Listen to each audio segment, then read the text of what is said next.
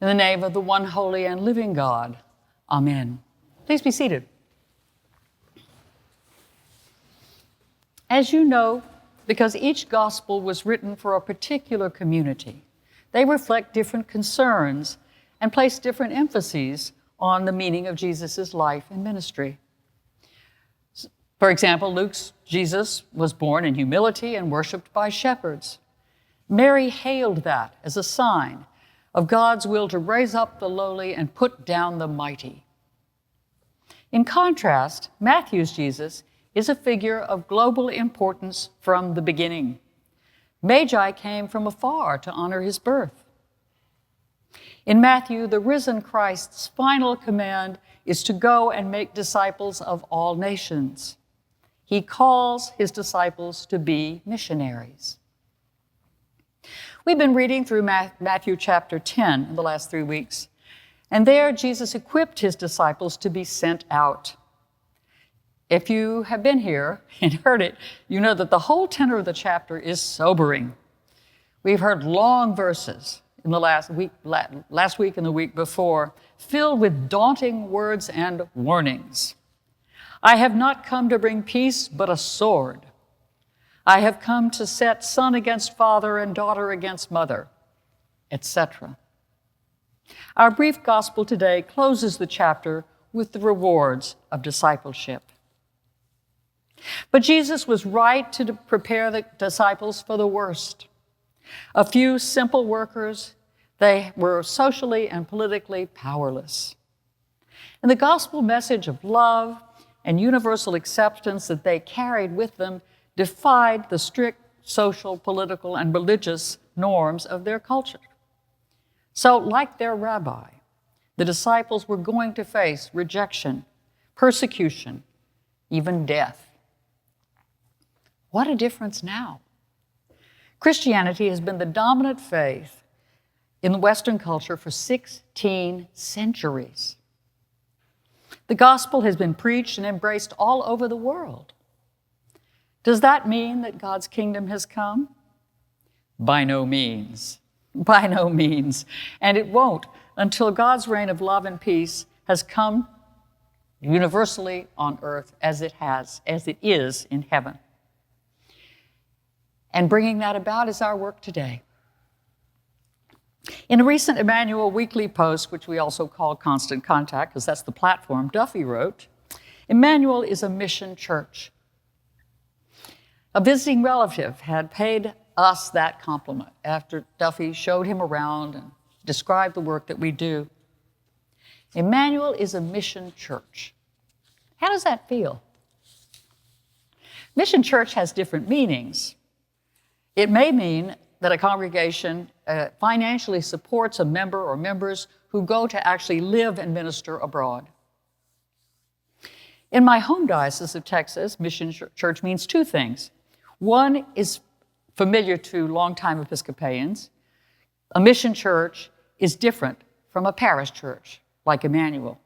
Mission churches get financial support from their bishops and operate under their bishop's authority. They do important work in small communities. A colleague of mine, one of my favorite colleagues in the Diocese of Texas, was a priest who'd served in several of these, and he called them lovingly teeny tiny churches in itty bitty towns. And there were a lot of them in Texas, still are. They do good work. The other meaning in Texas of a mission church is a new church plant. As the Texas population boomed, the diocese began seeding churches more than 20 years ago to reach people in new neighborhoods. And several have grown and grown into parishes and been welcomed as such. As different as those three models are, they have the same purpose as the first century missions did, to share the good news of God's love. And that's what our purpose is too, as Duffy pointed out in that piece. Emmanuel is indeed a mission church because we share God's love widely outside the church. With the gifts from the Rector's Discretionary Fund, locally we help neighbors in financial hardship.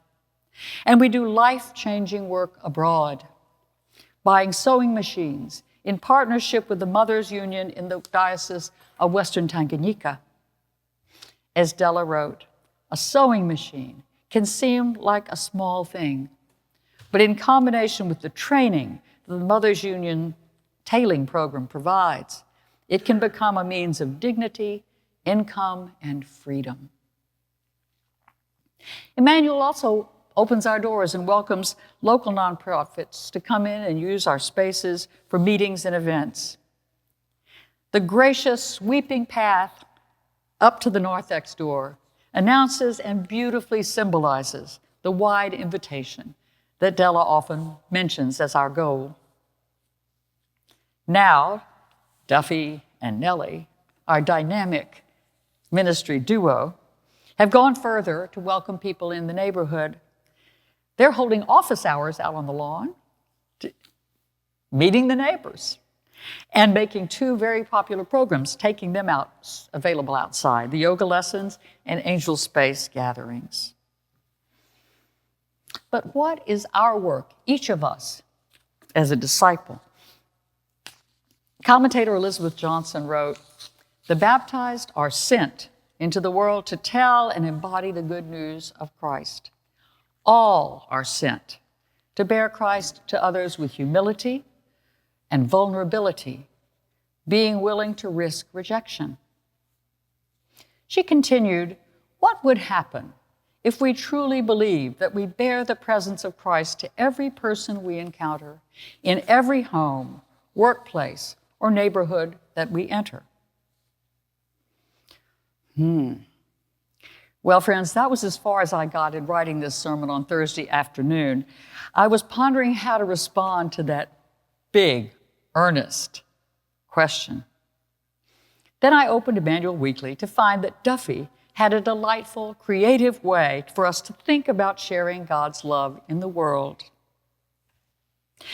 In Della and Jerry's absence, with Nellie, Duffy's been taking care of Bowie, the black Labrador, who is here with us today. Walking Bowie around town, Duffy observed, and I quote, "Without hesitation, she reaches out to greet strangers with a loony smile on her face and a tongue hanging out decidedly off-center.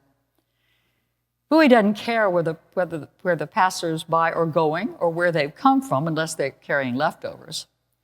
But she sees them in that moment as simply a potential friend. Bowie never notices things us humans often befuddle our minds with. She doesn't care if the woman passing by has curled or straightened hair. She doesn't care if the man on a jog has hit his mile quota or not. She's just happy to watch, smell, and greet us with open arms, or paws, should I say. On walks, Bowie is proud to signal that she could always use another friend."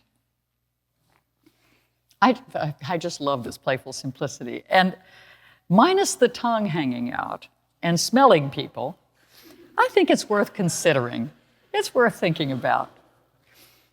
Being unselfconsciously open, curious, and loving is a gentle, humble, hospitable way to be in the world. Being unselfconsciously open, curious, and loving. I've only known a couple of people who were truly, consistently like that. One, whom many of you know, is Victoria Johnson. What's their secret? I figured it out. They are so grounded in God's love for them that they meet people serenely with an open, loving heart. You know, I've been thinking I would love to become like that, but I think time is running out. So I'm taking modest steps, going intentionally into the world with kindness and a smile. Smiles are contagious. It's a fact. You all know that's true. Greeting someone with a kind word and a smile can change their day and yours. Try it. Be mindful as you go through your day and watch what happens. I've been wrestling lately with health care insurance questions. United Healthcare, don't get me started. So I'm trying to bring a new spirit to the phone calls with service representatives. When they ask politely, inquiring how I am, I reply that I'm fine, and in return, I ask how and where they are. I learned that many are in the Philippines, which is 12 hours ahead of us. That means they are working through the night to field my call and try to solve my problem. I thank them for it, and they're a little unsettled and grateful. Jesus said to the disciples, "You are the light of the world." That seems such a tall order, but it's not ours to do alone. God's love for us is the light we are blessed to bear. So, dear friends, let us do our best to let it shine. Amen.